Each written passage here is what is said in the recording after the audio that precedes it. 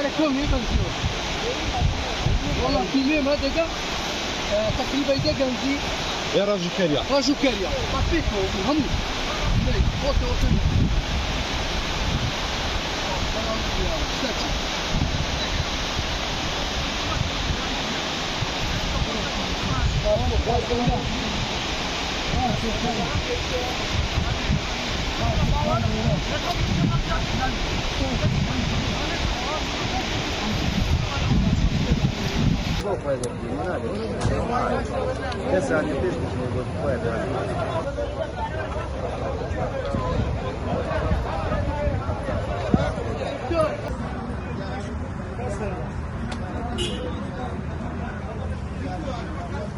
بەڵێ بەنای خی گەورە مێرەبان دوای ئەوەی هەینی ڕابردوو حاڵەتێکی خنکان لە سنووری بەڕێبەراتیمان ڕوویدا کە تیایدا باوکو و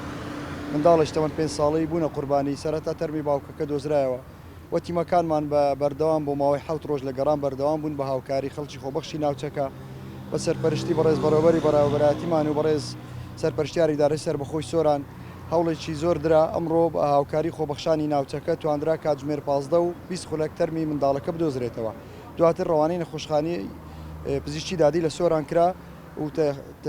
تەسلیم بە خانەوادەکەی کرایەوە و لێرەوە بە سپاسەوە دەمانەوێت سوپاسیشی تایبەتی خەڵکی خۆبەخشی ناحیە وەرتێ و دۆڵمەنجەڵ و هەموو ئەو خۆبەخشانەی لە ماوەی 7 ڕۆژە هاوکاری تیمەکانی ئێمە بوون کە توانیان هاوکاریی باش بن و زۆر سپاسیانەکەین هیوادارین خەڵکیش چاول ئەوام کە لە هەر حاڵەتێکی وا هاوکاری تیمەکانی ئێمە بکەن چونکە سنوورەکە زۆر فراوانە مەودای گەڕان بە نزیکەی 30 بۆ 40 کیلومتر لە بەردەم تیمەکانی ئێمە بوو ئەمەش ئاستەجی دروست دەکرد چکە ئەم ساڵ ئاستی ئاو زۆر بەرز و بەخڕ